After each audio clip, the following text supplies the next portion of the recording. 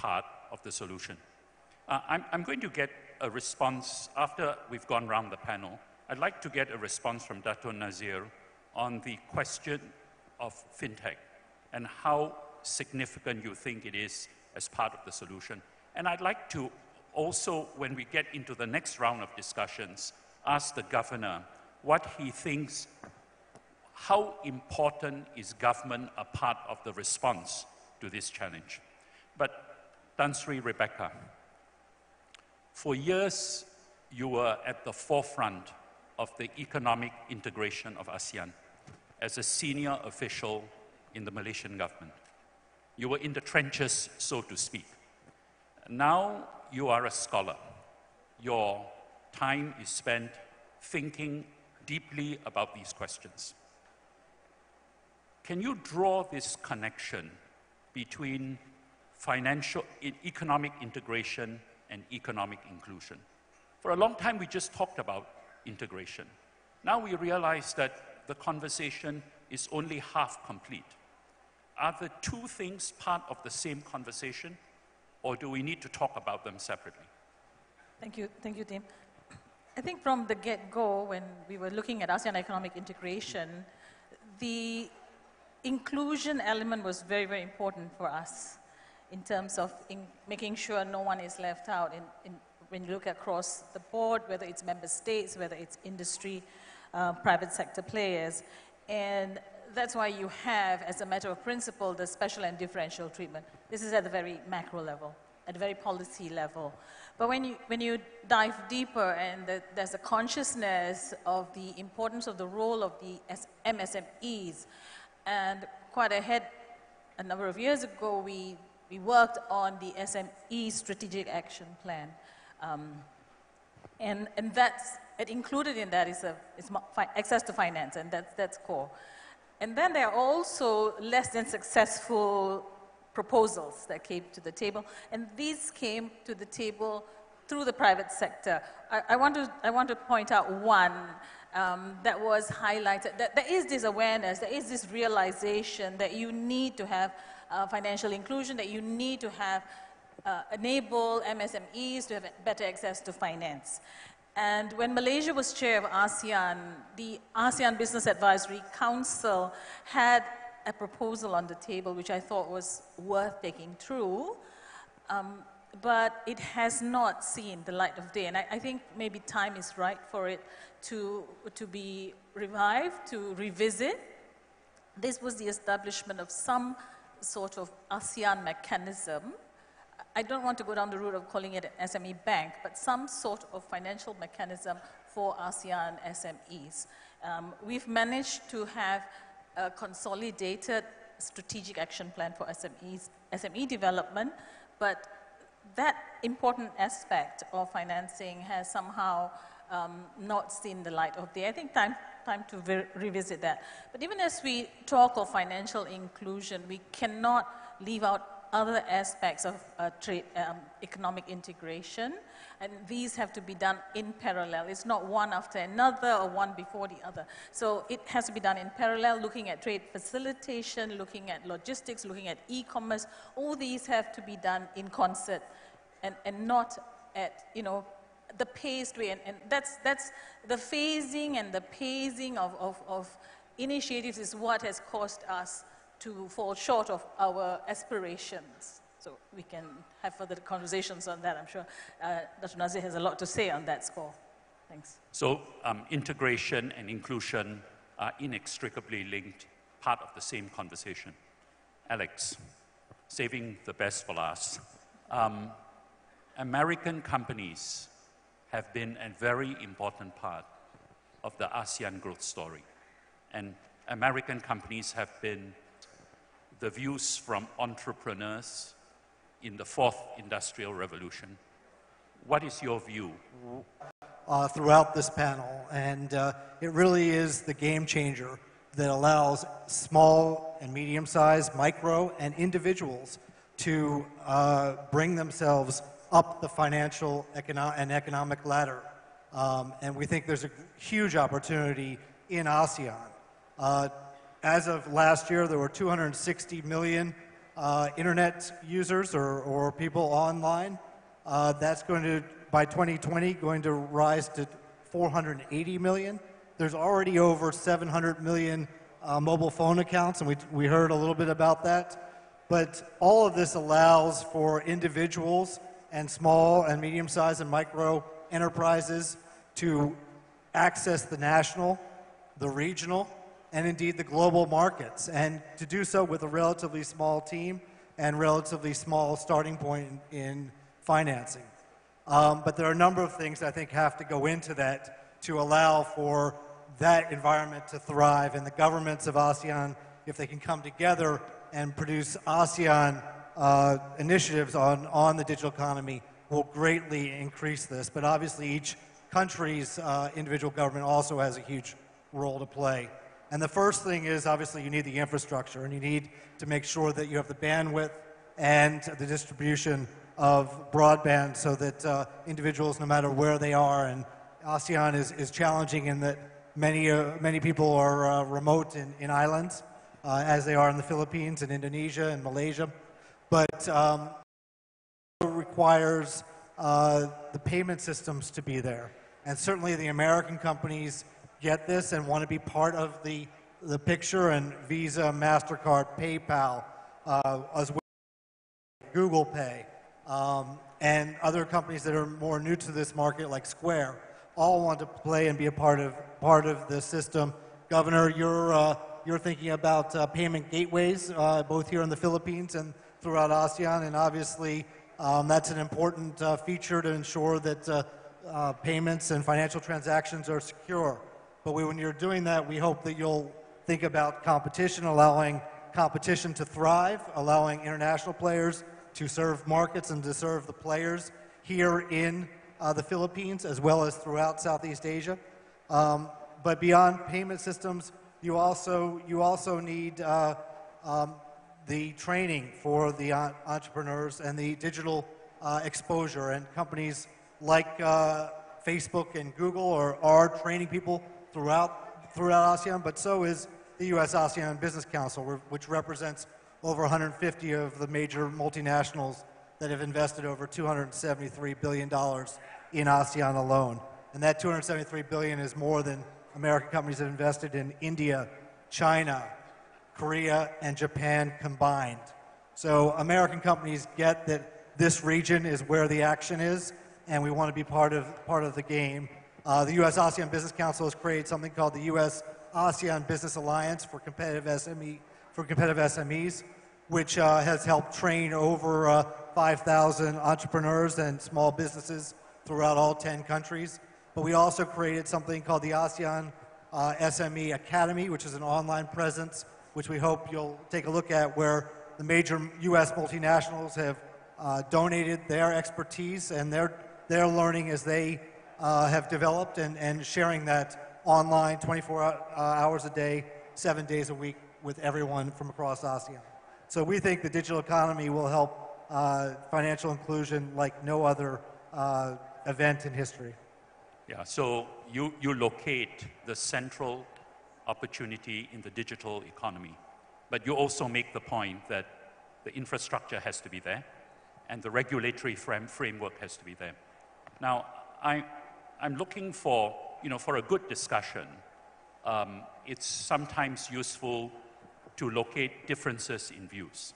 Now, I'm not sure whether there are any. We may all agree on exactly the same thing, which is fine, but important discussions of this kind is generally never unanimous. I'm interested to get a response from Dato' Nazir, whether you have the same confidence that the key to success in the 21st century, the fourth industrial revolution, is in the digital economy. Now, we all agree that it's a very important part of the solution, but do you have the same optimism that it will be our answer to financial inclusion? And after that, I'd like to invite the governor to present his views on what government can do. And if any of the panelists have strong views or strong responses to what has been said, please indicate to me and I'll come to you. Tim, my apologies, but I don't have a different opinion. I think the future is going to be digital, with financing and banks. I think already digital plus AI has, we can already visualize, and we can see it in China, how the cost to serve has been brought down, the ability to do credit decisioning has been made much faster, and so far, even better in terms of the credit defaults, etc. And certainly, digital has enabled a reach that we could never dream of before. Ironically, CIMB, our response to this has really been focused on our subsidiary called Touch 'n Go, which is the transportation card for Malaysia.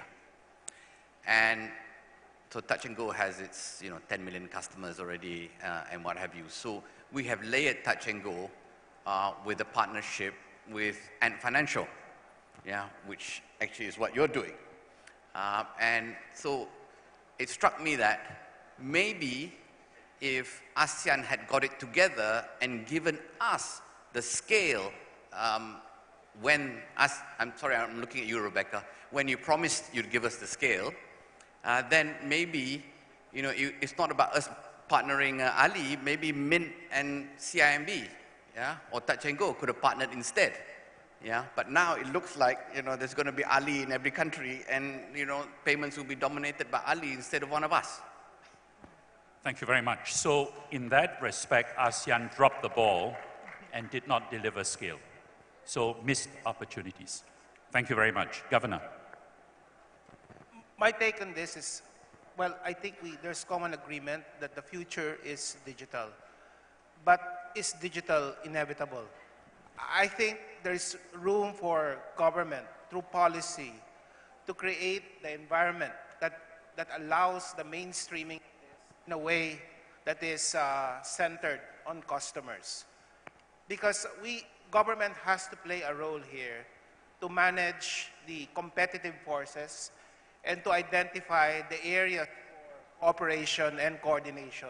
It cannot just be all winner take all. And the outcome of those kinds of battles, as you know, is that there may be big winners, but customers may not necessarily be the big winner.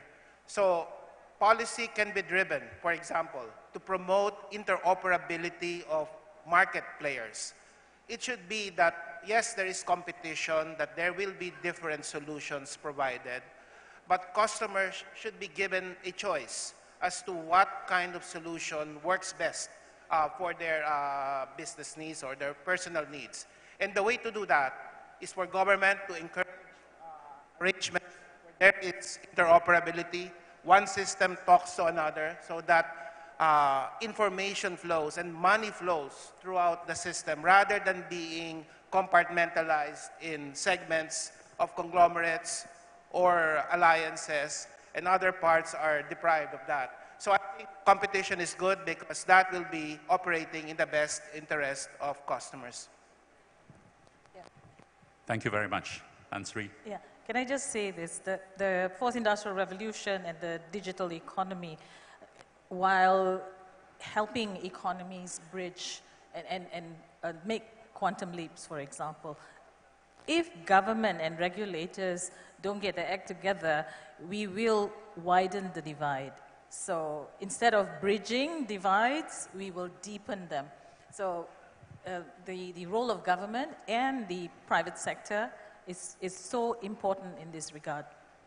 I think that's a very useful point because, in fact, Dato' Nazir made the same point when he said ASEAN has not delivered scale.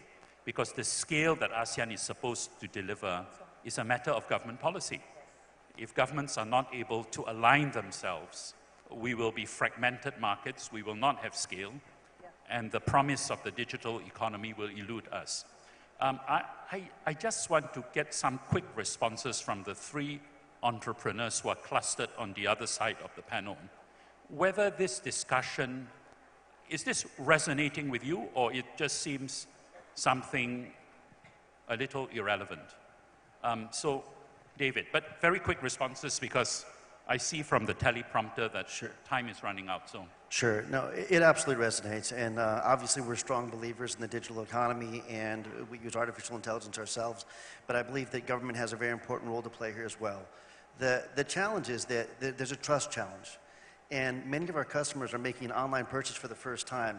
It's very difficult to explain to them that their bank doesn't work well, but another bank does. So they all have to work. And this is where I believe the government regulations also come in. It's a combination of the digital opportunities to create better systems, but then encourage all of the operators to work together so that money is ubiquitous. Both things have to come into play, from my perspective. Thank you very much. Robbie? So I don't think it's just about digital. I think it's about innovation. I think, you know, I'd like to amend my first response, wherein I really bring access to funding. I think even if funding is there and is readily available, I think you need to have a kick-ass, pardon my French, a kick-ass business plan to really get that amount of funding that you need to succeed. And you see the digital economy obviously changing the landscape. Just last week alone, Alibaba sold in one day $25 billion US dollars worth of inventory. Not even the biggest mall in America sells it in 2-3 quarters. So, I mean, the kind of innovation that you see these days is obviously unbelievably game-changing. Did you expect prior to 10 years ago that you would share your room with a stranger? No. Prior to Airbnb, that never really existed. So these businesses that actually are achieving these major accomplishments are really disrupting the entire industry. Truly category killers, shall we say, right? So it's this kind of philosophy in business that would actually propel you to get funding and to succeed, I feel, in this environment. Thank you very much. Anthony? The conversation is entirely relevant for us, and this is square on what our business model is based on, right? In terms of the digital economy being the future. But let me just acknowledge, even as a digital player, the importance of having partners with physical presence on the ground, because there is always that last mile, particularly in countries like ours where we don't have a very large banked population, that while a lot can happen on the mobile phone, cash has to get into the wallet and cash has to be taken out easily. And that's where we partner with banks so that we can, because ultimately a banked customer then has to pay an unbanked individual or an unbanked merchant. And we partner with retail. So the likes of a 7-Eleven, where beyond the physical presence of bank branches, one can go and cash into a wallet at a 7-Eleven. So there's still a place for partnership between players who have strong physical presence and trusted brands with fintech players like ourselves. Thank you very much. Alex? I just want to add that in all of these concerns, data is really the key currency of the future, and how governments handle data. And obviously, there's real concerns around privacy as well as security. But how they handle those data regulations will be key to how well ASEAN does in the digital economy. We need to be able to have, from an international company's perspective, free flow of data as much as possible. And from an SME's point of view, I don't think you want to be putting data centers in each country that you serve around the world. I don't think that will be a game changer for the negative for SMEs. So we need to work with governments, and as Dr. Rebecca said, we need to partner, private-public partnership in terms of developing the rules and regulations around how data is handled. Thank you very much. We have about 7 minutes left, so this is what I propose. Imagine that we were meeting a panel of ASEAN policymakers. Now, the governor himself is a policymaker, so for the governor, I will tweak the question. But imagine those of us who are not in government are in front of a panel of ASEAN government policymakers, and we have to do a half-a-minute elevator pitch, something that is of crucial importance to the discussion that we've been having today. I know that Dato' Nazir did such a pitch earlier today. You made a presentation to ASEAN leaders. But I'm talking here of a half-a-minute elevator pitch. What would you say? So, David. I would say that the government should help encourage investment, early-stage investment through subsidies or any other form of regulation, as well as openness between financial institutions so that they can all work together and to raise the bar on their technology level as quickly as possible. Thank you. Robbie. Yeah, so really quickly, there exists other third parties where banks don't make cash available, higher forms of debt. Some of my friends are in that business here, right? So for people who have no collateral, fintech companies are actually there, or other traditional third parties, lenders, actually do that. That's for debt side. But for the equity side, if I were to pitch to a policymaker, really try to create a more robust ecosystem of venture capital firms, early stage PE firms here in the country, alongside obviously Southeast Asia as well. Because with that availability of capital, you'd be funding a lot of these talented entrepreneurs who are always seeking ways to expand their business or start their business, who have never had the chance. Venture capital. Anthony. I'll come back to the business model challenge. So my plea to policymakers would be to focus on making it less onerous for providers to acquire customers, merchants, even agents, embrace new technologies like the cloud, which brings down the cost of operations, and in some cases, maybe even share the risk for businesses that have high potential to solve. Systemic risk still needs to be managed, but can probably be managed where the smaller, more innovative players are allowed till they get to a certain scale to innovate. And then once they get to a certain scale, you build in the controls. And what's in it for them? Beyond the economic benefit and the convenience for citizens, it also makes it safer and it avoids leakage into the informal economy, which should reduce crime and then provide an expanded tax base, which ultimately gives prosperity for all. Thank you. Nazir? Well, I would remind them, or I would highlight to them that, look, the fourth industrial revolution is a revolution because it's going to be hugely disruptive to businesses, to economies, to society. What got ASEAN here, the ASEAN way, has done well, but it ain't going to get us there. And if we persevere with the way we're going about things, it's positively dangerous. Yeah?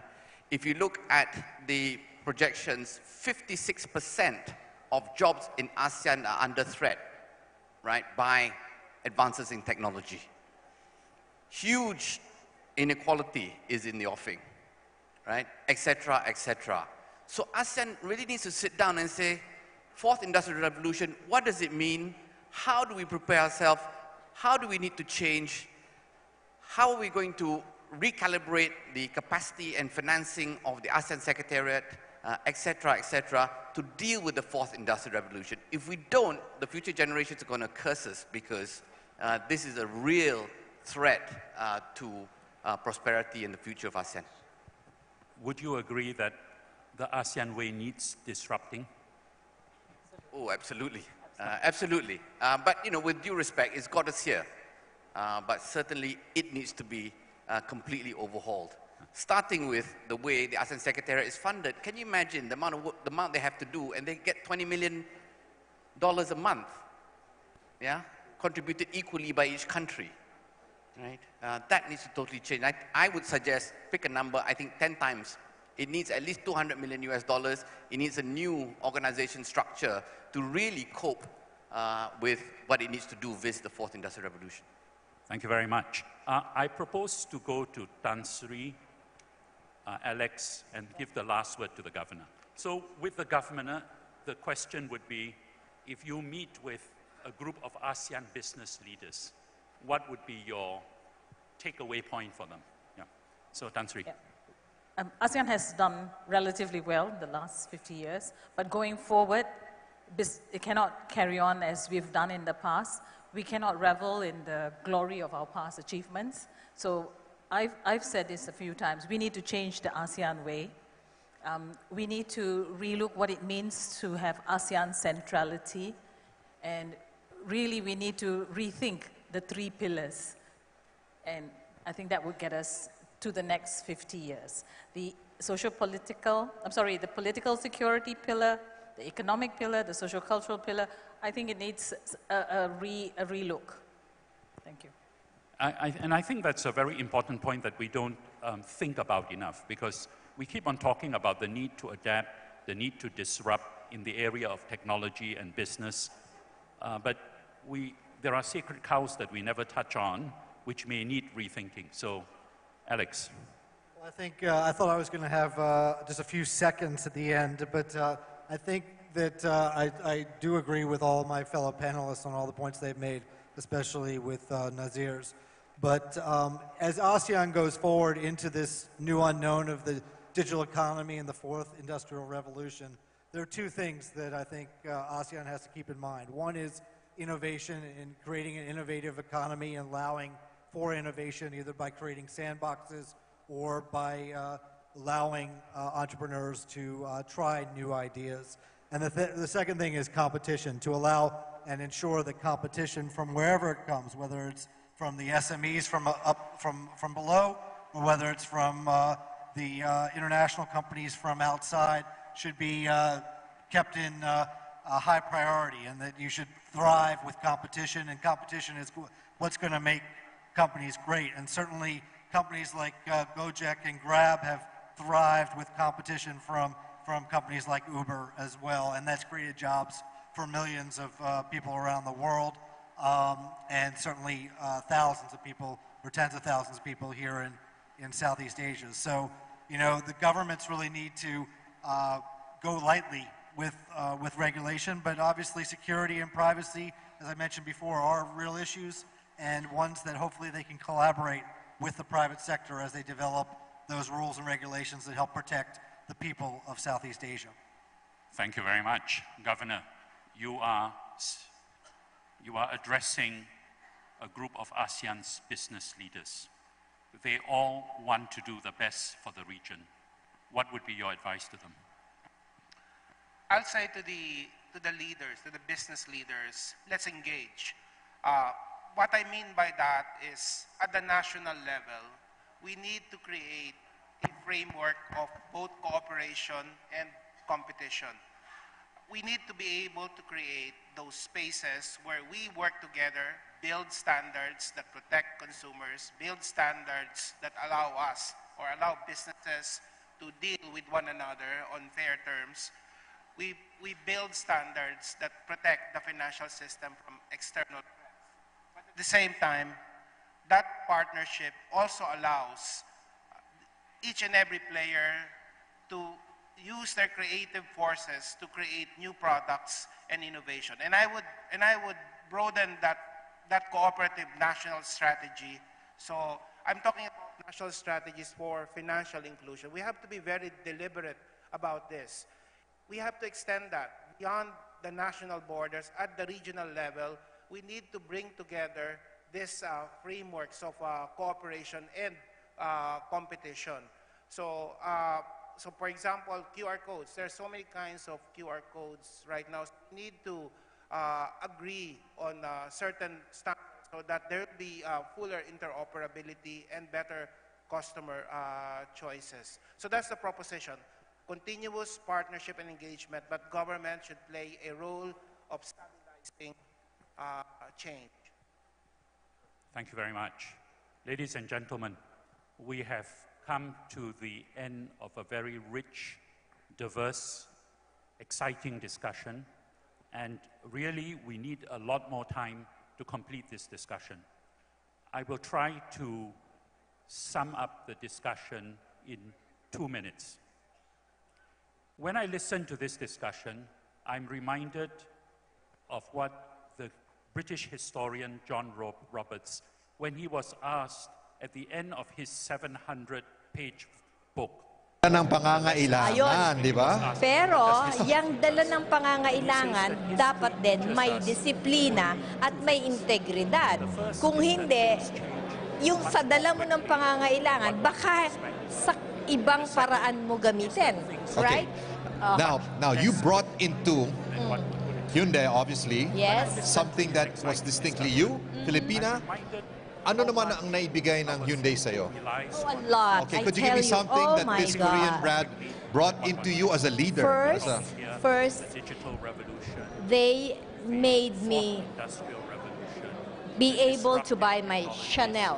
innovations that a number of our The ability. Hindi sila yung namili. Ayoko naman. Kasi Ikaw yung namili. you know, you'll be able to have the access to resources. Eh, ang audience naman natin, syempre gusto kong makakonect sa kanila, di ba? You have 750,000 people, 750,000 people on, watching. our diba? Facebook, So, community. yeah, if you're able to, that's one thing, you know, that, and you can't hide it, no? And but I think what they were able to bring to develop in me, I would say that they were able to empower me. They empowered me to be. That's why I was saying it's not just really about empowerment, but it's really bringing the forces, the balance of forces in gender. So because of that empowerment, I felt at that point, at that moment in time, that Hyundai Korea has given me a big responsibility and a big task of making their brand the formidable challenger in the industry. And that is something for me. And because of the training and the discipline of that 7-year-old, all through the years, you were able to face that challenge. Because others seeing this challenge ngayon, the ASEAN challenge, okay? Kasi dalawa yan. So ASEAN is a world of opportunity. But the other is, oh my God, it is competition.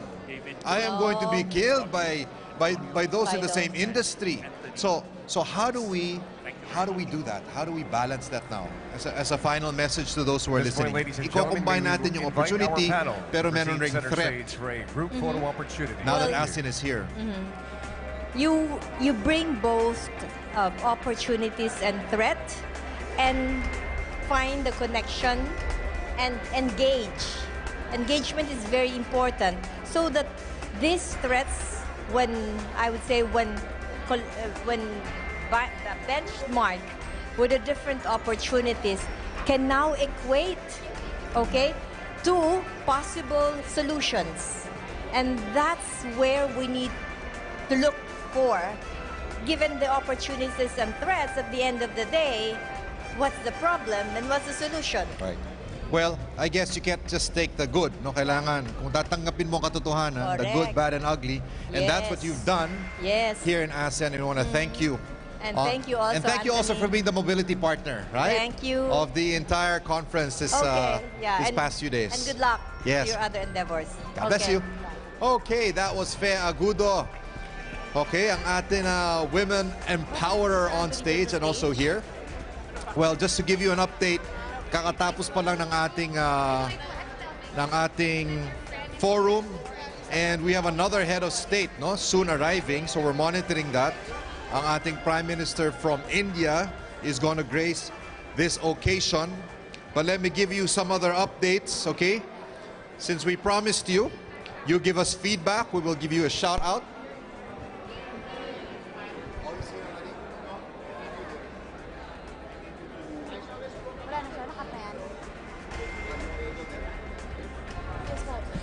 Okay, so just one comment from Paul Diego. This is great for the business community, not just in the Philippines, but for the entire world. Congratulations. Well, thank you very much. Thank you very much for that good feedback. Okay, so we're going to be on standby once again, and we are awaiting the arrival of our last speaker, keynote speaker. In the meantime, please be on our page until that happens. We have about another 30 to 45 minutes to go in this coverage. Ako po si Anthony Pangilinan, will be on standby.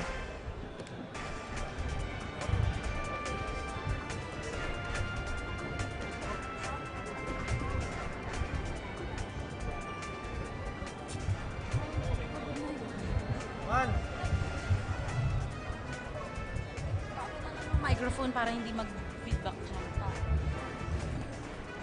Pagod na yan, sister. Kuya, yung microphone.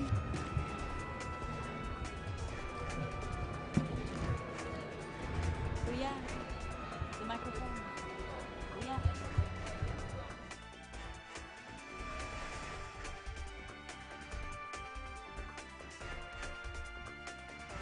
Once again, ladies and gentlemen, may we request of you to please settle down.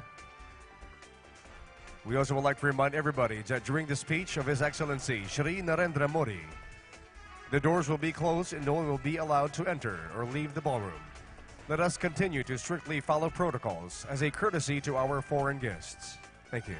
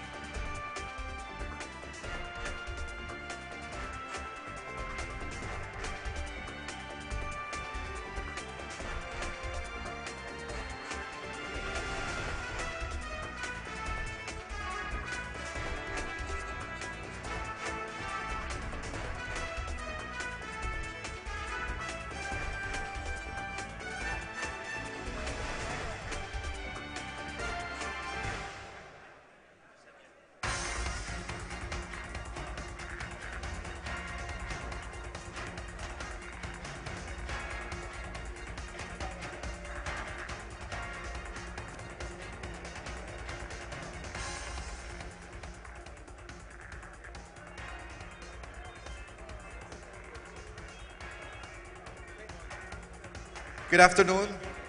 We are anticipating the arrival of our next guest. In the meantime, we'd like to open the floor for some feedback. There is a saying from organizational development expert Margaret Wheatley that we cannot change people, we can only disturb them. No one can change an organization. We can only disturb organizations, communities, and individuals. So the goal of people up on stage is not to change you or to change me, but to disturb you and me.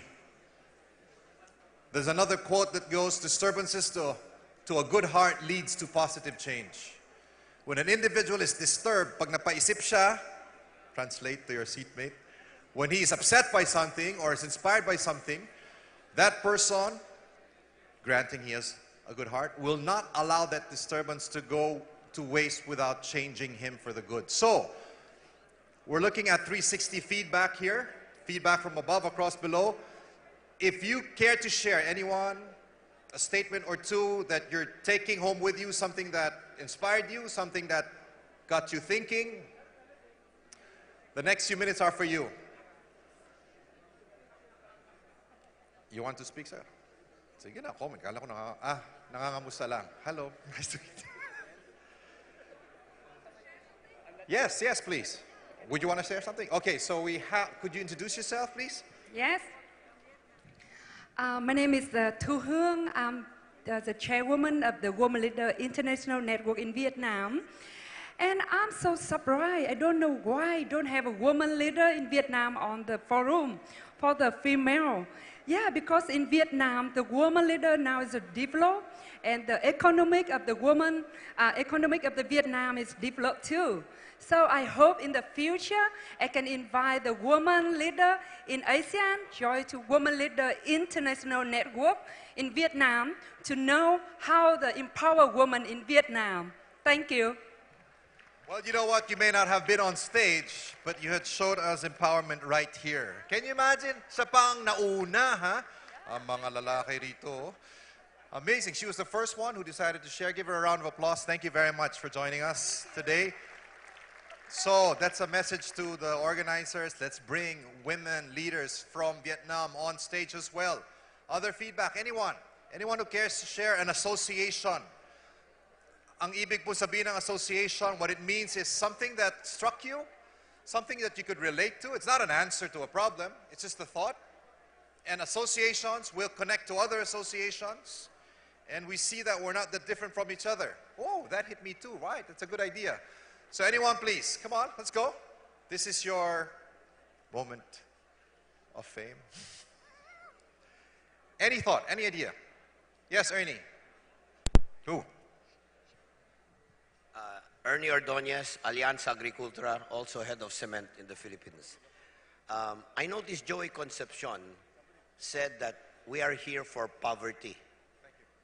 And yet, the talk on agriculture was not much. But I'd like to say what I saw here is the importance of business.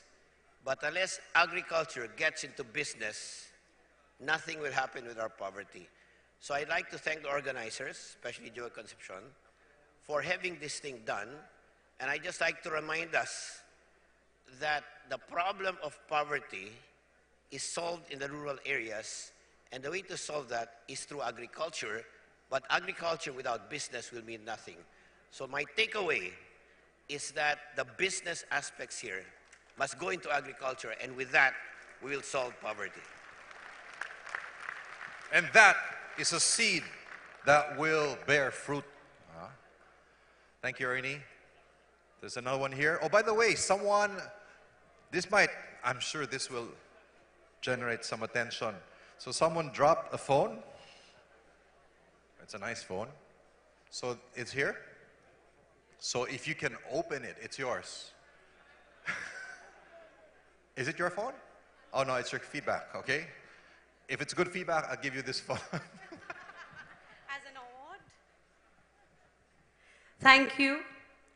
I think the power of regional connectivity is very strong and has a huge impact, because just 3 months back, we had invited the ASEAN Women Entrepreneurs Network delegates to Nepal for a regional summit. And that led to our participation in this summit. We are 8 countries from the SAARC region, learning, getting inspired, and taking back something. So the SAARC and ASEAN regions have been able to connect through such summits. Thank you, ASEAN Women Entrepreneurs Network.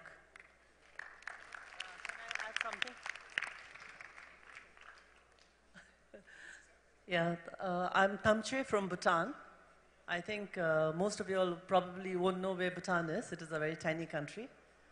But I take up on what the gentleman said out there about agribusiness. I don't know whether it is pertinent to your more developed countries, but back home, the problems we face is that the land is scattered and very small land holdings. So I think when we're talking about agribusiness, we have to concentrate probably on networking, for which I did wanted to present to this illustrious gathering here and probably get some feedback. I think earlier some gentleman was talking about the trickle-down effect. I don't know whether the trickle-down effect is really making any impact. I would like to introduce the fountain effect, which is an aggregation. You know, it is the aggregation of the products of the primary producers that needs to be aggregated and supplied to the entrepreneur, who plows back a part of the profits to the primary producers. I don't know how this will sit and gel with the crowd here, but I would definitely like to hear, if there's some feedback or advice that I can take back home on this. Thank you. First name? Damche. Thank you. Oh, you did not introduce yourself. Please do so. I'm Promila Acharya Rizal from Kathmandu, Nepal, the country of Mount Everest and birthplace of Lord Buddha. And we are 8 countries from here. Thank you for your feedback. So the fountain, huh? Fountain effect. So you could give direct feedback to her, or if anyone cares to share any thoughts about that fountain effect, you have a couple of minutes with me now. Again, the phone is here. Any association, any thought? I think this is just as enriching as a forum on stage, don't you think? Yes, please. Hi, I'm Sam Pimentel from High Rock. Our theme is actually prosperity for all, and I think we should also focus on the quality of life of people, not so much of, because not everybody wants to be really in business or be entrepreneur or into what have you, VC or things like that. But I think because we are not the majority of the population. We are maybe, the 5% or, a certain percentage, certainly. So I think what we should also maybe include on is how it can really go down. I mean, it can upgrade or raise the quality of life of everyone. For example, if, they would like to have a good life in the farm, then do something about that rather than sometimes we discuss so much of high-level discussion that the others don't really relate, and they don't know where exactly, there is a gap from where we want to go and where exactly the people are. So I think we need to bridge that gap, and perhaps if we need to take them by the hand and show them the way, I think we should do that rather than we are perhaps talking from a high podium and they're not able to relate, especially the general population in all countries. Thank you, Sam. Thank you very much. I think that is a desire of everyone who is here today. It's a whole theme, right? Prosperity for all, inclusivity for all. But not just in business, but the quality of life. And let us be mindful that we come from different cultures and economies. There are different values. Values drive decisions, that drive behavior, that drive results. If there are different results, it's because there are different behaviors, there are different decisions, and different values. Any other feedback from anyone? Associations, a thought, a suggestion before the day ends? Perhaps a suggestion for tomorrow instead of one day? Yes, we have one here.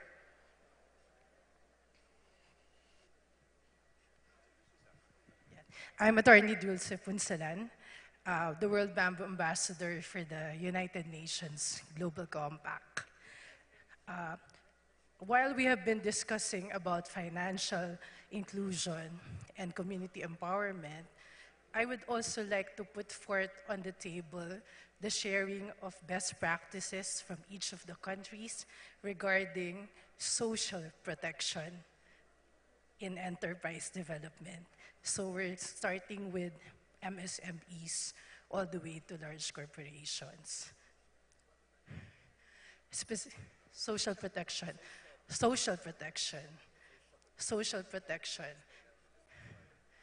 Okay. For instance, in the Economic Inclusion Panel for Women, it was mentioned that for women who are mothers and those who suffered family losses, how will they be able to cope in adjusting to that abrupt change? For communities which are affected either by natural calamities or armed conflict, how will they be able to rise from it? So that would include not only climate resilience, but strengthening of institutions to help in cases of emergencies like those. So that's for social protection, as well as health care. Thank you very much. Again, it's a similar view that when we speak of growth, beyond economic growth, there is the social side, the holistic side of life, and it's something being brought forth to the table for our consideration. Any other views? Yes, sir. There's one more here.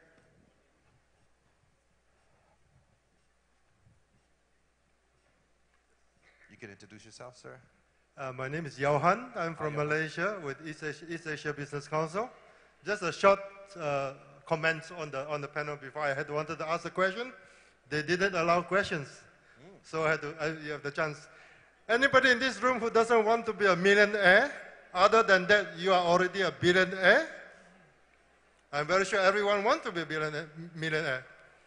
So you come up with a great idea, market it, get a venture capitalist to fund you, you succeed, you become a billionaire. The real story is 97%, 98% of those venture capitalists, of those startups fail. And the venture capitalists lose their shirts. That's why I live in Japan, and the whole venture capitalist market in Japan never took off. The biotechnology market lost $20 billion US dollars. It's a lot of risk to be taken by the investors. It's not advisable for banks to use depositors' money to fund all these startups. And for those who are not, those companies that are not bankable, they are not supposed to be bankable anyway. And not everybody should become a businessman. If your business proposal is not great, it's going to fail, go take a job. Thank you.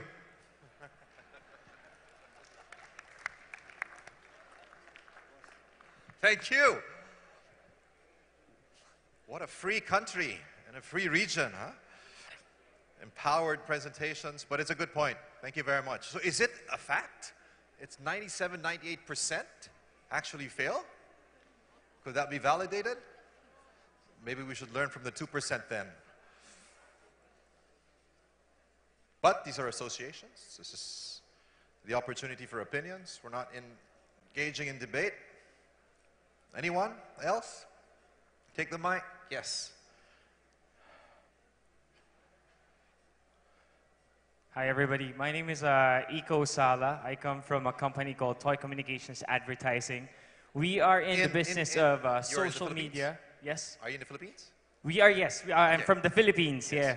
And representing Go Negosyo as well. I used to be a host for Go Negosyo. I wanted to take the conversation with the speed of the internet in the Philippines. I mean, I wanted to be a millionaire, but sometimes the speed of the internet is not making me one. I wanted to ask our brothers and sisters from other countries, just like Vietnam, Singapore, Japan, what have you done to actually deserve the internet speed that you have, and what advice can you give us to actually have the internet speed that you guys are enjoying? Thank you. Okay. Woo! He got that off his chest. What have you done to deserve the speed that you have? They have more money. Is it really a question of money? Anyone from these countries? Let's address this question. We see the pain point here, and those who will win are those who address the pain points, right? As a good touch point. Yes.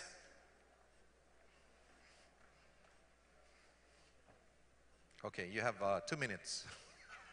Looking at your watch beforehand. Good afternoon, Good afternoon, sir. Pangilinan. Yes. My name is Solo de Venecia. I represent a company called Derm Care and Bellapo. You know, wellness, hair removal, those likes, you know, facials. It's my first time to attend a Go Negosyo event like this. I always wanted to, you know, get advice from experts how I could best serve especially senior citizen clients. So anyone among you experts who could mentor me, mentor us on how to, actually we have 120 branches nationwide in the Philippines. We cover all the regions, Luzon, Visayas, and Mindanao, but we are still thirsty and hungry for more mentorship. And that lies with you also, Mr. Pangilinan. Mentor us some more. Okay, so we've just had 2 appeals from the floor. One appeal was from a millennial about internet speed, and another one was from a centennial. Okay, sorry. Melinia. Melinia. Oh, there's a line already on his face. Indeed, this forum is education for all. Thank you, thank you. No, we should take that seriously. So there's an actual call for mentorship here, specifically in the area for how to handle seniors, is it right? Okay, in the field of healthcare, wellness. Anyone else?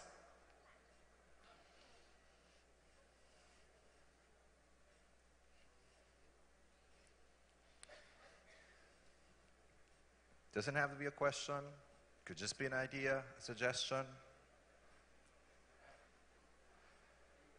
Yes, sir. We could do this all day. A while ago, they talked about the fourth industrial revolution. Yes. I know one is the steam engine. What are the other three revolution? They talk about Okay. the fourth. Okay, can somebody Google it, please? Somebody knows the answer? Did you hear the question? The question was, again, you spoke A while before. ago, they talked about the fourth industrial revolution. The fourth I know, industrial. Yeah. The I fourth. know one is the steam engine. Okay. What are the other three? Okay. So I'm not the professor. I'm holding the mic. Anyone can share? Anyone? Yes, John Lu? You were alive in those revolutions already, right? So. If I'm not mistaken, Oh, I it's a think professor from the University of the Philippines, Jean Thank Lucoa. you. He was our professor in business. formerly. No, I think the first must have been, I may be wrong, just a little recollection from Dr. Jackma, remember, at LaSalle. First was the steam. Second was the electricity. Third is information tech. Fourth is data tech. That was what he said. So he said, if you, Okay, young this is and the old lecture part people, now. This is the this lecture is- part. He said, if still don't want to believe in the future by not adopting, then just imagine how it would have been for you not to have wanted to use electricity when it was invented. So that made us all think about whether or not we wanted to go digital. That was the whole takeaway from the Dr. Jackma's speech of 45 minutes, which I thought was perfect. So, okay na ba yan? Fourth. Thank All right, you. Thank you. Once again, Professor Jean Lucoa, French speaker, University of the Philippines. Thank you very much. I was nervous a bit as an alumni, but you did not let us down, sir. Thank you. By the way, there are about 3 or 4 business cards from this phone, and it says, Commissioner Marites Doral, Governance Commission.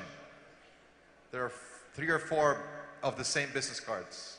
So this is probably your phone, unless you ask so many business cards from one person. So I'm going to leave it here again. Yes. Anyone else? See, we even have questions. See, this is like a class. You can even ask questions. And you've got professors answering. You had your time, but there's still a bit of time. So your 30 seconds starts Yes, thank you, sir. now. In our part of the world, when I talk about best practices and disruptive innovations, I'm called a revolutionary architect. And elsewhere in the world, like Dubai, they follow our recommendations. And elsewhere in the world, after 9/11, the bottom line of development is now people first, or social equity, then planet Earth, or the environment. Then we can talk about profit, prosperity. Then, if practicable, culture, history, and heritage, and interfaith spirituality.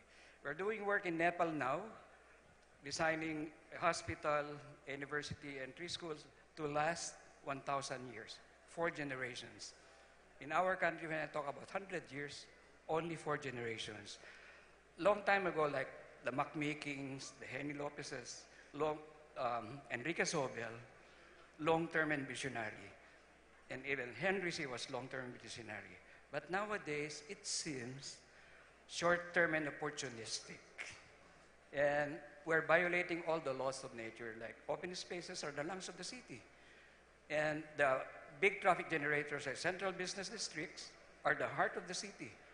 And the waterways and roads are the arteries. So Metro Manila now used to be the pearl of the Orient Sea, is now one of the worst cities in the world, needs a heart bypass, a lung transfer, and too much cholesterol on the roadways. Thank you, sir. Thank you. Congratulations. And that was 45 seconds. Yeah. No, but it is a good point. Yeah. It is, but that is precisely why we're here. We need to remind it. It is actually a principle in the book. Are you going to return the mic, and sir? it's also like we do a lot of nice sounding sound bites, but some of us don't walk the talk. Let's walk the talk. Thank you. This is actually, no, seriously, this is in connection. I make a reference to Good to Great, or Built to Last, Secrets of at least 33 companies that have lasted 100 years and why, by Jim Collins. And he saw a common philosophy in all of those 33 century-old companies. The common philosophy, they preserve the core as they stimulate progress. They preserve the core as they stimulate progress. It is always it's a balance. And thank you for reminding us of that. Thank you for reminding us of that, sir. Anybody else?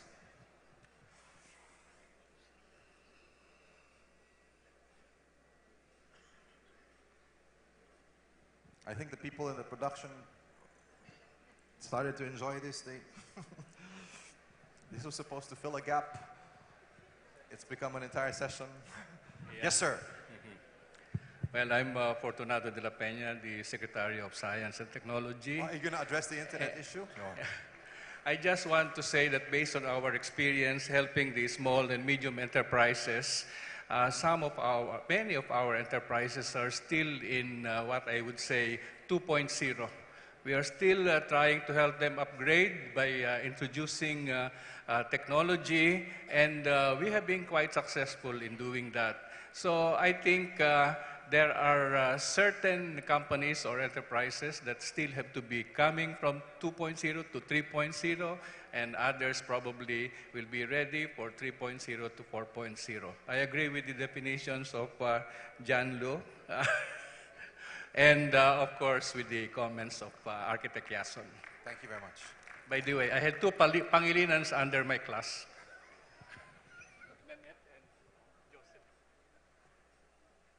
The smarter ones among the family. Anyone else would like to share a thought, an association? We'll probably give this maybe 2 or 3 more minutes. We have one here. Yes, of course. Thank you, Rosa? Anthony. Yes. We are buying time, right? We bought a lot, so we're about to wrap up. Okay, good afternoon, everybody. Let's go back to business, SME. When I started my business, there's no such thing as SME. So we have to do everything by ourselves. You know what I am now? You know? I have 6 buildings in Bonifacio Global, all W, and I'm in the seaweed business. I just talked to the president of Indonesia that we are going to Indonesia for the seaweed, because every day we need more than 1,000 tons of seaweed to produce carrageenan. Yesterday, when the President said that he is going to readjust the budget for SME, you know, this was my dream before. We were always complaining about government not helping the business people. Very frustrating. But with our President, who understand what is SME, it is really very, you know, very comforting for me and for all the people that we're trying. We, Go Negosyo, is trying to help. I go with Go Negosyo to provinces to teach the people how to go into business. You know, some people, they said, we have no money. But it's not, you know, people think that it is money that you can go into business. It's not like that. With 500 pesos, you can do business. But the most important thing is, do you know accounting? Like, for example, every day you sell, and every day you have, you know, to buy food for your children, and you spend all of them. So tomorrow you have no money to buy your material for your business. So this is what I want to tell everybody, that I'm so happy that we have a president that understands what SME is. And this is what we are talking about today, SME. Thank you. Anthony, where are you? I'm here. I'm here. You need me to talk more?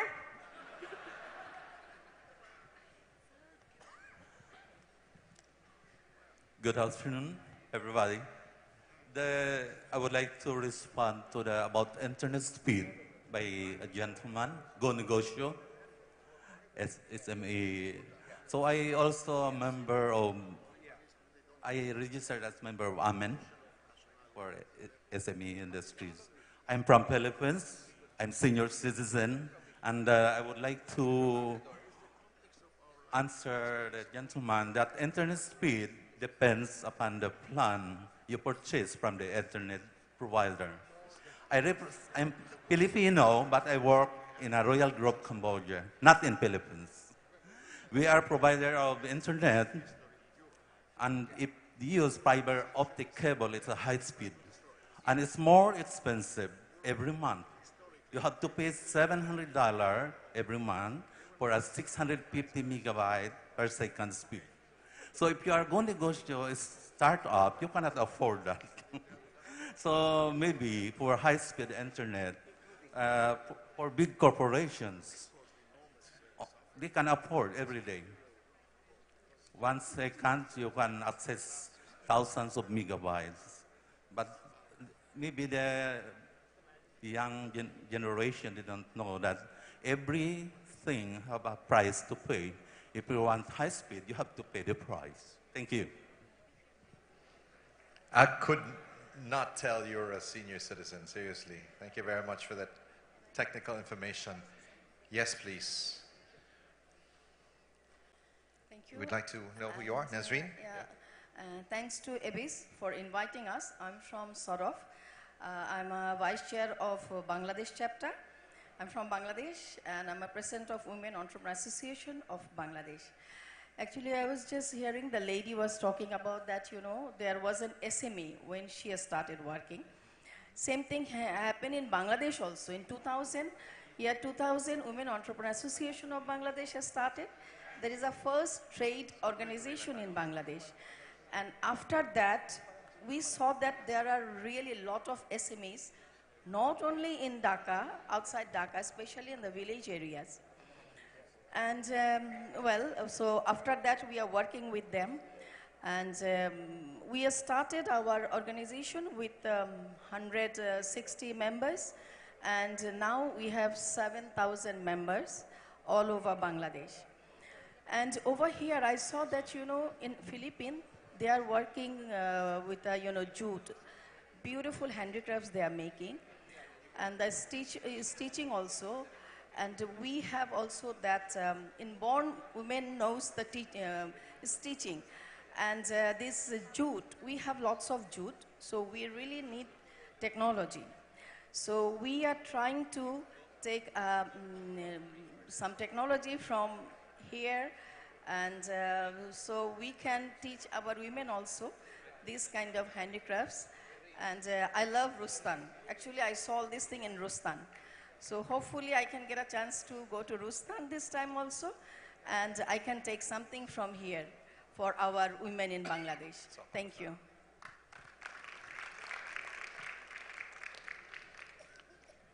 Perhaps we'll have time for 3 more. And then silence can be good. We'd like to know you. Introduce yourself, please. Good afternoon, ladies and gentlemen. I am a student from the province of Bicol. I came here as a micro-entrepreneur, and then I thank you all for having this kind of initiative to change the ASEAN region for a better world. However, my request to you guys in the business sector, please invest in the youth, because all of the things that you are creating right now, the impacts will be left behind to the youth. And then please give us scholarships, please give us access to education, and please give us opportunity to learn from you, learn from the wisdom of you guys, and then ultimately we share a common world. And then we are really I would like to go back to the quote of Charles Darwin that the species that survive, it's not the most intelligent, not the strongest, but the most adaptable to change. And then right now, our world, the world that we share, is a world that is on the advent of climate change and destruction. And then without the world that we do right now, we live right now, we cannot do business. We cannot change lives. And then we cannot have prosperity for all. It's only 1 degree change or 2 degree change. And then it is fast, and it's coming. And then I invite you guys to please, please, please also take in consideration us, the marginalized sector, the PWD, the LGBT, those with terminally ill cancer patients. And please, I appeal to you guys. And then it took me 8 hours just to go to bus, and then I just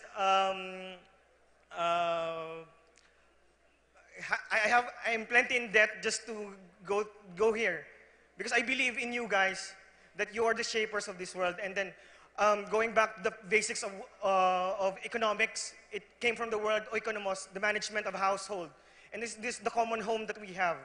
So please let us all go back to our why. Why are we here in this world? We are here to leave this place better than we have found it. Thank you. Salamat. Thank you. So it's a reminder for us all, prosperity for all, not just now. Prosperity for all generations as well.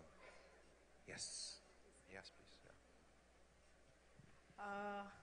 I'm Rama Devi from India, and I also belong to SWADF.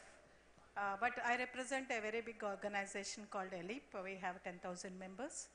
What the young man said today is the need of the day.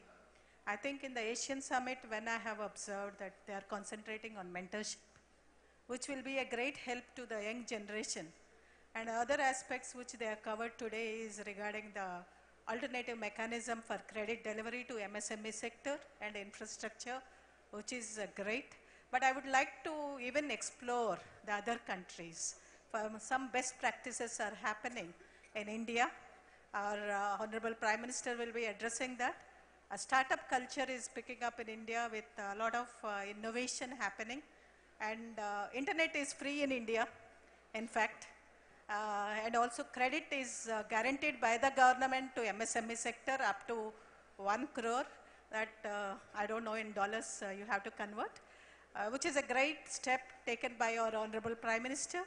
I think this is the need of the day, that young generation need to be taken care as the best businesses and responsible business people.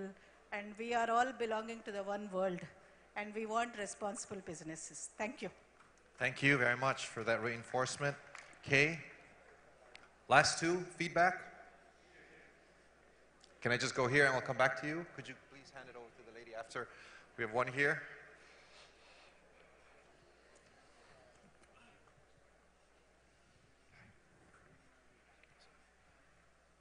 I am French, permanent resident in the Philippines, and shareholder in a farm in Abra. About the young fellow from Bicol, I invite him to come to the farm to see what can be achieved in a place which is one of the poorest provinces of the Philippines, and to show him how we handle reforestation, wastewater treatment plants with anaerobic system to preserve water, and at the same time to grow chicken in the French way, free range. Meaning that I will be very pleased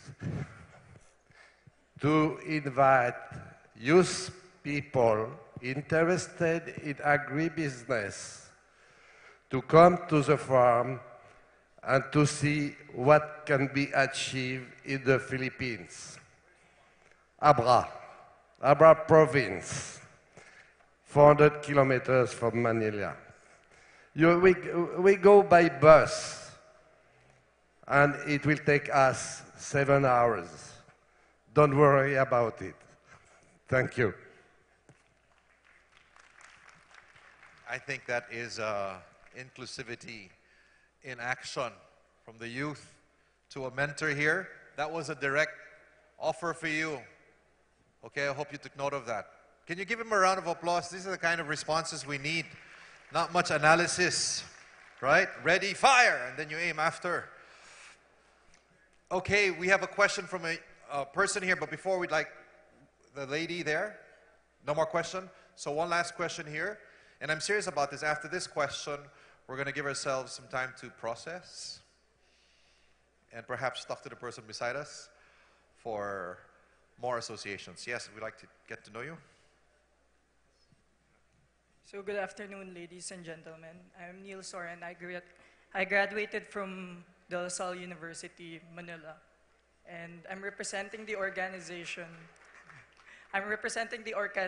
called AILA International. Basically, I founded this organization, and we're a nonprofit. Right now, I have 45,000 members in 8 countries across Southeast Asia. And I just have a question for experts here. Since trillions of US dollars are actually thrown in the development and humanitarian sector, especially when innovation, technology, and nonprofits come in one picture, since opportunity is there and generating disruptive ideas, integrating tech to social good has become a trend. My question is it possible for nonprofits to have a mindset of a startup? So, thank you. To the experts out there, is it possible for a nonprofit to have a mindset of a startup? He wants to seize the opportunity, knowing that there are a lot of opportunities and funds being made available to the nonprofit sector. Yes, anyone who would care to share his or her view?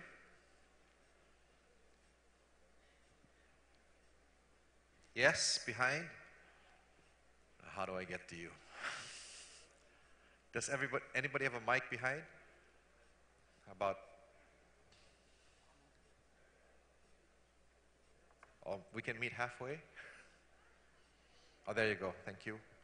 And if there's anyone else here? So the question is, a nonprofit having a startup mindset, is it possible, and how, perhaps, if it is possible? We'd like to know you. Sir Rosario Dolfo po. Galing ako ng Gamay Northern Samar. Di ako marunong, sir, mag-English. Okay, so I will translate for you. Tagalog naman ang salita ko, pero hindi ako marunong mag-English. Sir, ang negosyo ko po ay maliit lang, pero fruit and vegetables po. Okay, so my business is only small. It involves fruit and vegetables. Yes, sir. Let's do this together, okay? Ang gusto ko lang po sana malaman na napakahirap po ang transportasyon sa amin. Kahit marami po kaming produkto sa Samar, hirap po kaming madala sa market. So ang nangyayari po, kahit nagtatanim ang mga tao ron, pag marami ng produkto, hindi ho nakakarating sa mga maraming buyer. So ang nangyayari, wala rin, hindi rin kami naging maayos ang kita. So kung nakakapos na rin kami doon ng produkto, ang dinadala po, magmula sa Maynila, dinadala ko po ngayon yung gulay papunta sa Samar. So ang nangyayari, from market to farm, hindi na siya dapat kasi from farm to market. So humihiling ako ng atensyon na sana yung produkto namin sa Samar mabigyan ng pansin na kung paano makakarating from farm to market. Kaya yun ang hinihiling ko po. So, did you get that? So it's another question. So she said, I will not answer his question. I have another question. And if anybody cares to answer this question too, although this can be a very specific business issue that can be addressed. So it's about producing fruit and vegetables and having to spend so much just to bring it to the farm or to the market. So I guess it's about infrastructure and about the supply chain. Yes? Okay, my name is Pilar Puntilar. I'm representing here the fisher folk in the Philippines. And I thank for that lady who is opening a market for the seaweeds to Indonesia, I believe. And we have so many farmers, and seaweeds is very easy to grow. 45 days to 60 days, a family of 6 with 100,000 investment can already be liberated and have a better quality of life. So I would like to meet with that lady and have some partnership to take advantage of this ASEAN Business Summit. Thank you. Very interesting. So it's also not related to the second request. It's a direct proposition to you, Rosalyn. Okay, so you have a future business partner. In the meantime, we have 2 questions on the floor. We can address it here, or we can refer you to the right person. One is from a student saying, can I have the startup mindset and grow my nonprofit? Anyone care to answer that? Anyone? Hopefully, we will address the question. And then there's another one about farm-to-market costs of fruits and vegetables. And then we're going to wrap this up. Are you going to address the question? Okay, thank you. Yes, this one first. Yes, regarding the question of the mindset on startup, even if it's a non-profit, well, being a mindset, it is very important. The mindset can cover whether you're non-profit or for profit, because even a charity, for it to become sustainable, first it has to become profitable. But the profit in this case would take a different form, which is the purpose. So whether you're a non-profit, it means that you generate profit but channel it for the purpose of that. So in that case, entrepreneurial mindset would be very essential, useful, and something to work on for all of us, so that prosperity for all may be accomplished.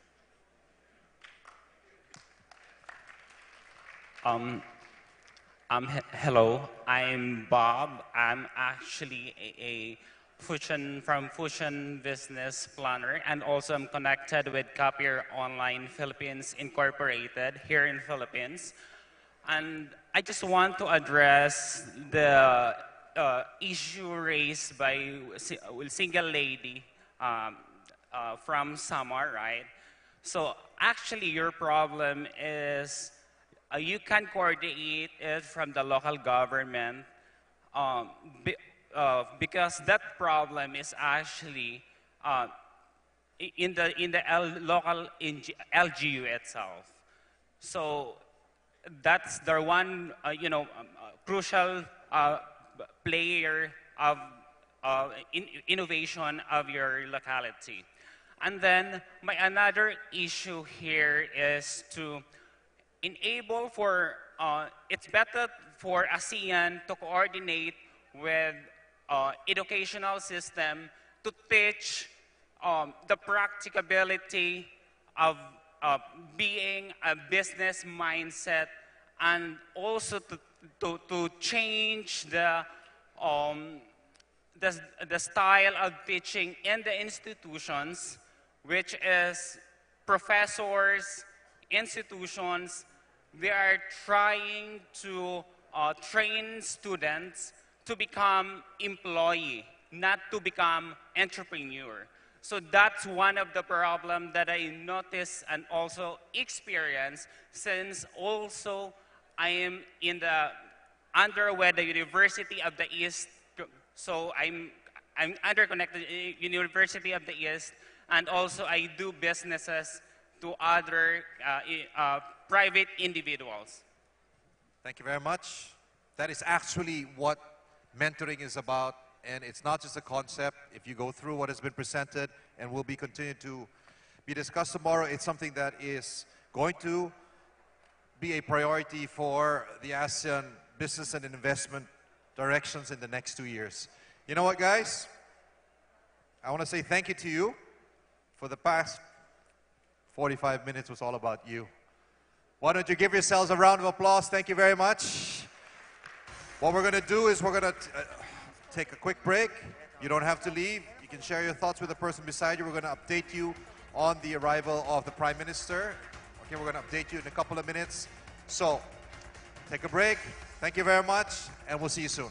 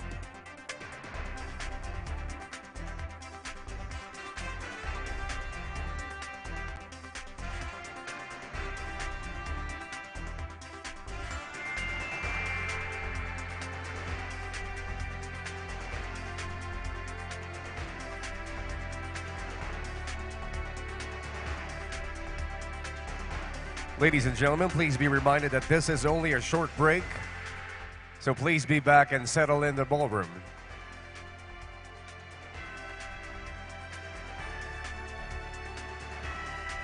We are still awaiting the arrival of the Prime Minister of India. Thank you.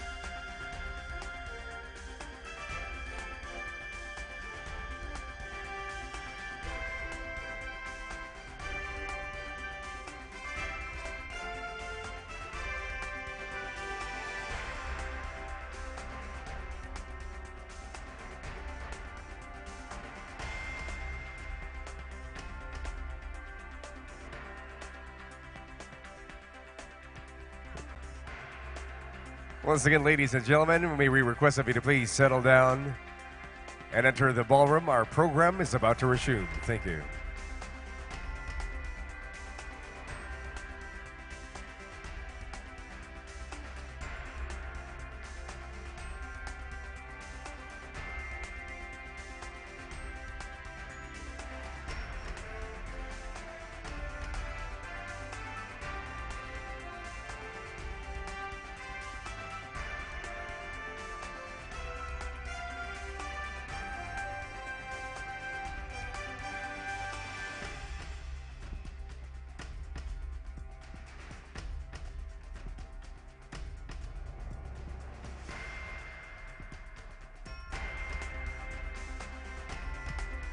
Once again, may we request our delegates to please enter the ballroom. Our program resumes in just a short while. Thank you.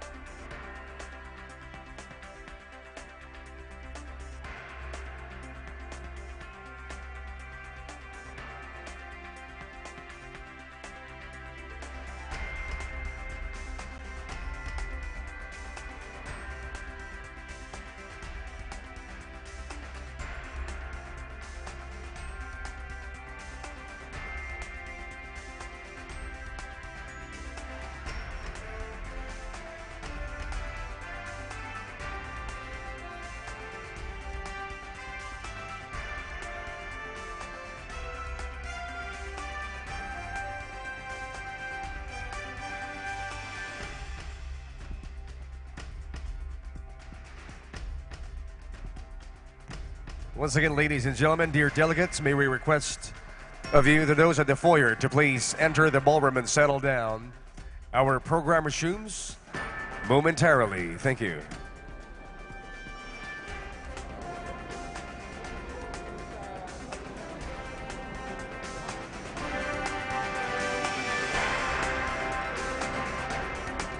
Welcome back to this live feed here on Facebook, Go Negosyo Official. I'm Anthony Pangilinan. It has been a very interesting day. We've had 3 forums so far. We spoke about the first 2, but not the third, which was on the right money and open markets leading to prosperity for all. After this, we had an opportunity. You make the most out of gaps. Filling the gaps is part of seizing opportunities. And what we had thought would be 1 or 2 questions ended up to be about 15 to 17 questions from the audience. When we would ask them to share their own thoughts and associations about what they have learned so far, or perhaps things that got them thinking, rethinking, something they were learning or unlearning. And it isn't always a question of coming up with a ladies and solution. gentlemen, may we request of you to That please is called settle the down and take causal respective approach. seats. If this is the problem, then therefore we must come up with Our a solution. program There is what is we about call to the resume. associative approach, which is also important in business, which means let's process this, let's think about this. Let's allow ourselves to be disturbed by this. And what we had was about 45 minutes of discussions. I still think I'm in the ballroom, that's why I'm speaking in English. At kausap nga pala natin ay ang mga kasama natin sa Facebook page natin. If you want to comment, and we have read some of those, we give you a shout out. It's hashtag Abis 2017. Okay, once more time, it's hashtag please settle down. Abis 2017 for your comments on Facebook, also on Twitter, and on Instagram. By the way, what is our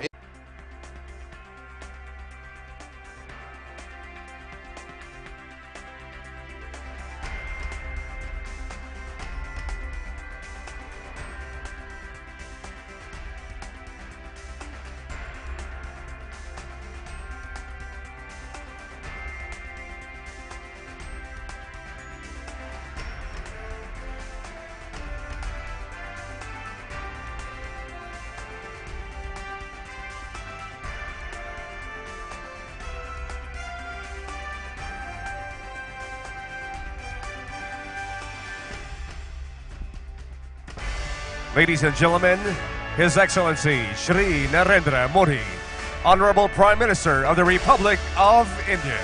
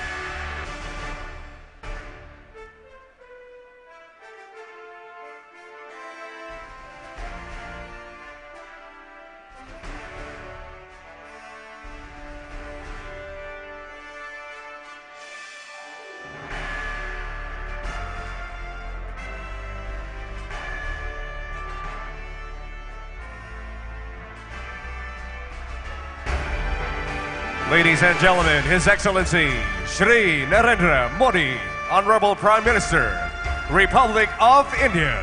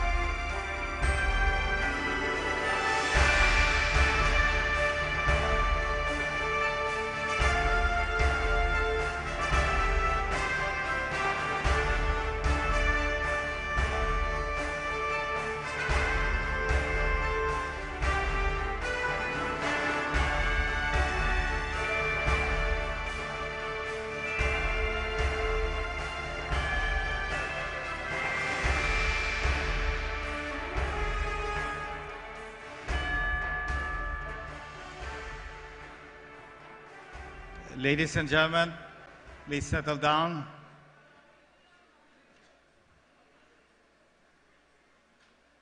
First of all, I'd like to thank His Excellency Narendra Modi for accepting our invitation to grace the Abis 2017. Let me introduce His Excellency Narendra Modi, Honorable Prime Minister of the Republic of India.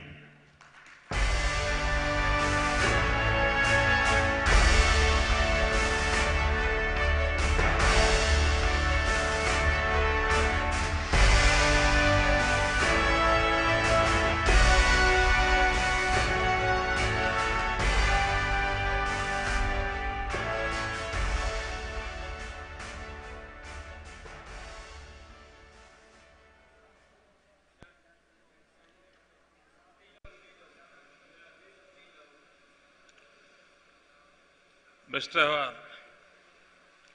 Jose Concepcio, Chairman, ASEAN Business Advisory Council, Excellencies, ladies and gentlemen. At the onset, I apologize for the delay. In businesses, like in politics, both time and timing are very important. But sometimes, despite our best efforts, we cannot help it. I'm delighted to be here in Manila on my very first visit to the Philippines.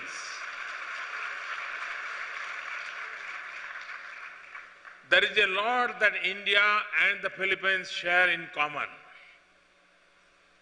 We are both pluralistic society and vibrant democracies. Our economies are among the fastest growing economies in the world.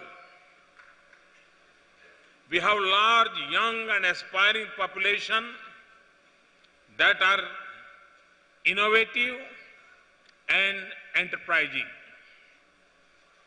The Philippines is a service powerhouse just as India is.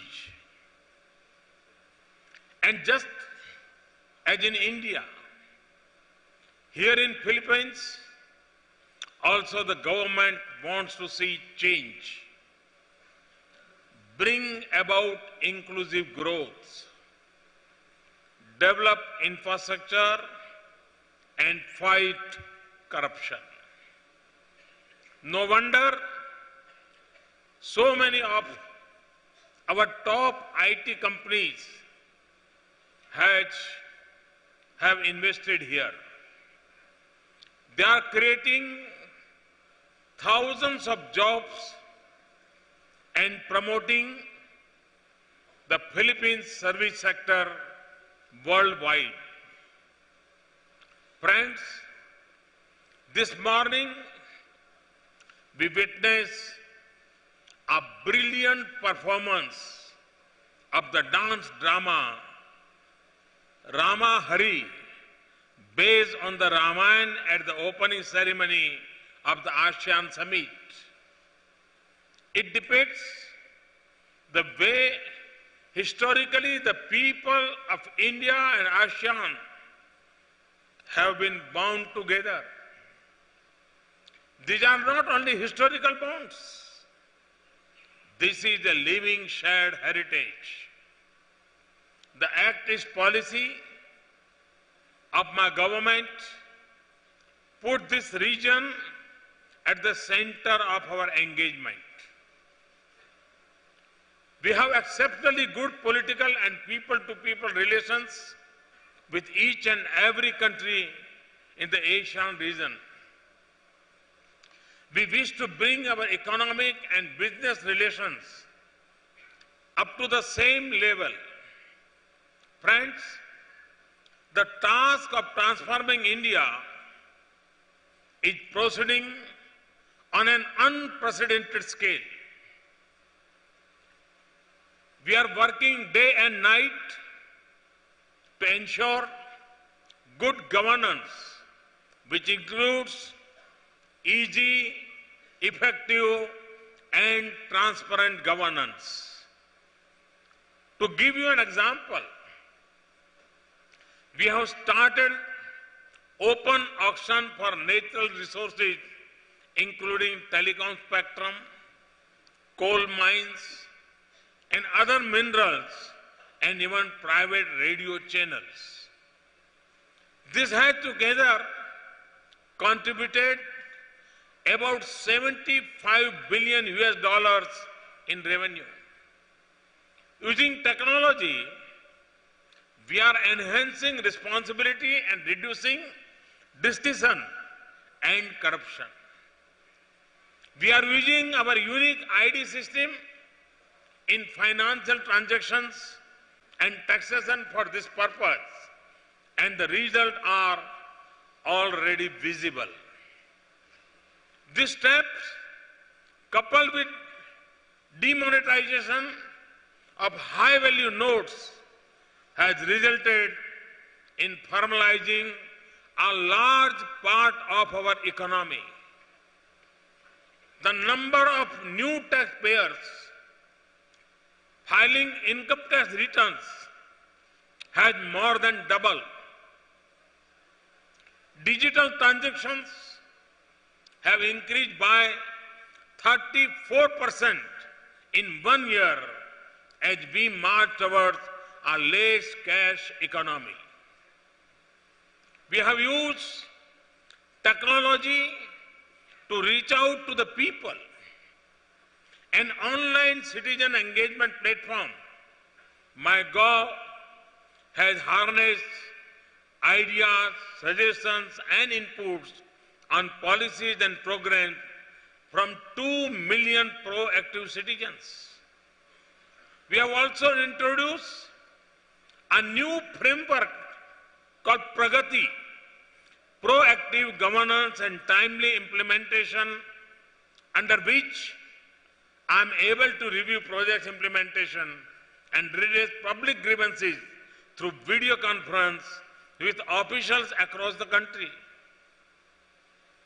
In keeping with our emphasis on minimum government and maximum governance, 1,200 outdated laws have been repealed in 3 years.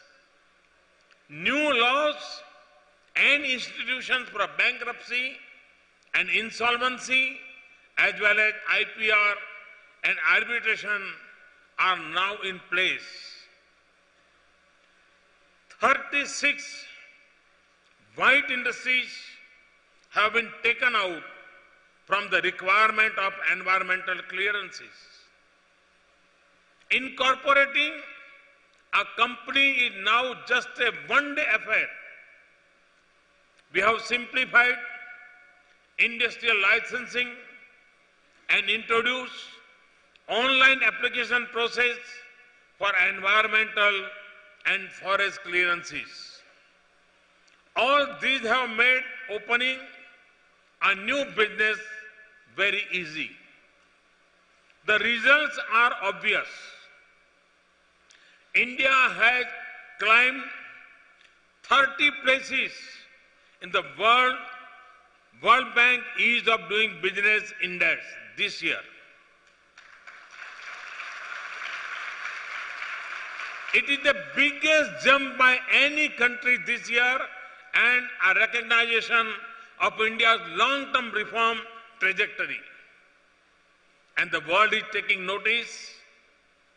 We have moved up to 32 places in the last 2 years in the Global Competitiveness Index of the World Economic Forum. We also moved 21 places on the Global Innovation Index, WIPO, in 2 years. We have moved 90 places on the Logistic Performance Index of 2016 of World Bank. Friends, most of the sectors of our economy are now open for foreign direct investment. More than 90% FDI sectors are on automatic approval route. India has emerged as a front runner in attracting foreign direct investment. Compared to last 3 years, we have received 67% more FDI in this year. Now we are a globally integrated economy. Moreover, these milestones have been achieved even before some of the major recent reforms. This year in July, we have implemented the highly complex task of migration to a uniform goods and service tax for the whole country. This has done away with a vast range of state level and central level taxes throughout India. This is no small achievement given the vastness and diversity of our country and the federal nature of our polity. At the same time, we strongly believe that this is not enough. Friends, a very large part of India's population had no access of banking services. This deprived them of the opportunity for saving as well as access to institutional credit. With the Jan Dhan Yojana, within a matter of months, the lives of millions of Indians were transformed. 197 million bank accounts were opened in 1 year. Till August this year, 290 million such accounts have been opened in Indian banks. Nearly 200 million RuPay cards were issued for easy cashless transactions. Access to banking service by the poor has also played a major role in tackling corruption in government. Now subsidies meant for the poor get directly deposited into their accounts in the form of direct benefit transfers, eliminating leakages and possibility of any discrimination. More than 146 million people are receiving direct cash subsidies through bank accounts on cooking gas alone. Today, the government is using direct benefit transfer for 59 different schemes. Subsidies worth nearly 10 billion US dollars are being directly transferred to the bank accounts of the intended beneficiaries. Friends, one of the major themes of this summit is entrepreneurship. We have launched a campaign called Make in India. Through this initiative, we are committed to transform India as a major player in the global value chain. We want to make India a global manufacturing hub. At the same time, we want our youth to be job creators, not just job seekers. For this purpose, we have launched drives called Startup India and Stand Up India. A major constraint in freeing up the enterprising energy of small entrepreneurs is lack of collateral for finance. For the first time in India, collateral-free loans have been disbursed to more than 90 million small entrepreneurs under the Mudra scheme, very near to the population of Philippines. This is a recognition of the contribution of a small entrepreneurs in the economy and empower a person who has workable business idea but collateral. I see the importance being given to entrepreneurship in the Philippines and in ASEAN region. The ASEAN Mentorship for Entrepreneurs launched at this summit is a commendable initiative that addresses another felt need of entrepreneurs. Indeed, for the near future, Southern and Southeast Asia will be the growth engine of the world. Hence, building connectivity with ASEAN is a key objective for India. We wish to build land, sea and air connectivity to this dynamic region. Work is already on it in the construction of the trilateral highway through Myanmar and Thailand to connect two other countries in Southeast Asia. We are working on the early conclusion of the agreement to maritime transport between India and ASEAN and are exploring coastal shipping services. With countries that are our immediate maritime neighbors, in the area of air connectivity, ASEAN countries enjoy the facility to operate a daily service in the 4 metro cities in India and the 18 other destinations. We have taken steps such as electronic visa system to boost tourism in India. Outbound tourism from India is growing at one of the fastest rates in the world. Given the primacy of connectivity, India is organizing an ASEAN-India Connectivity Summit in New Delhi next month with ministers, officials and business representatives from all ASEAN countries participating.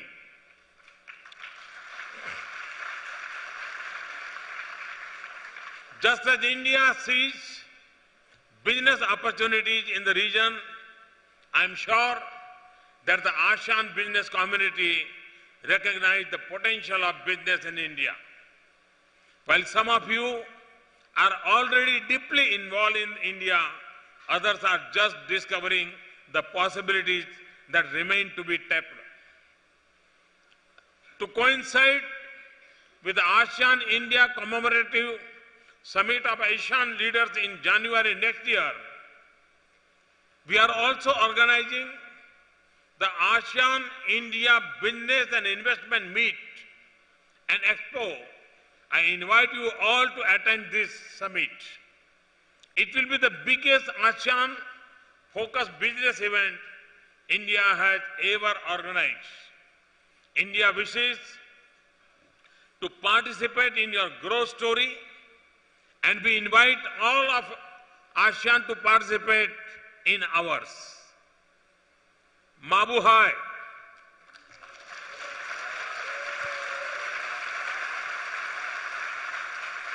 Maraming salamat. Thank you. Namaste. Thank you very much, His Excellency Prime Minister Shri Narendra Modi, Prime Minister, Republic of India.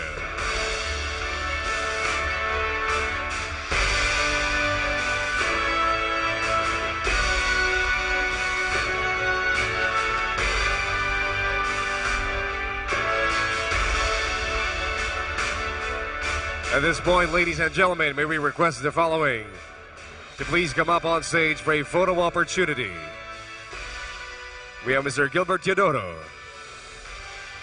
Felix Ang, Hans C., Secretary Boy de la Peña, Marifia Agudo, Sharmela Hirmand, Marisa Concepcion, Ambassador Joey Quisha, Ambassador Jose Antonio, Natividad Cheng, Henry Lim Bonleong, Kevin Tan, Congressman Arthur Yap, Dr. William Dar, Jean Lu Coa, Dato Timothy Ong, Serena Hervey, Alexander Fellerman, Robbie Antonio, Anthony Thomas, Governor Espinilla, Robin Kwok, Rose Ann Belmonte, Dr. Aristotel Alip, Engineer Merly Cruz, Betty Meteldea, Bai Alonto, Ricky D, Hardesh Hiranand, and Lizette Coanco to please come up on stage for a photo opportunity. Thank you.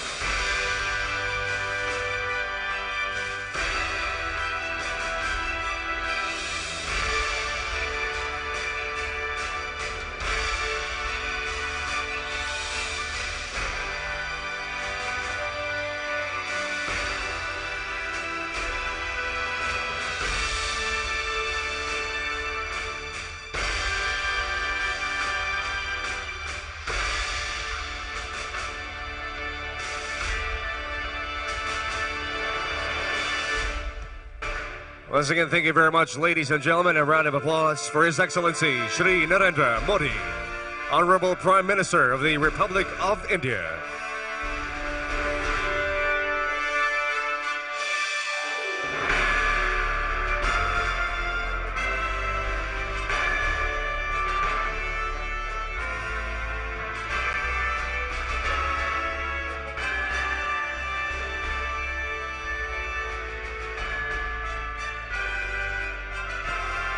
Once again, may we request Mr. Gilbert Teodoro, Felix Ang, Hans C., Secretary Boy de la Peña, Marife Agudo, Shalmera Hirmand, Marisa Concepcion, Ambassador Joey Quisha, Ambassador Jose Antonio, Natividad Cheng, Henry Lim Bonleong, Kevin Tan, Congressman Arthur Yap, Dr. William Dar, Jean Lu Coa, Dato Timothy Ong, Serena Hervey, Alexander Feldman, Robbie Antonio, Anthony Thomas, Governor Espinilla, Robin Kwok, Rose Ann Belmonte, Dr. Aristotel Alip, Engineer Merle Cruz, Betty Medialdea, Bai Alonto, Ricky D, Haresh Hiderand, and Lizette Coanco to please come up on stage for a photo opportunity.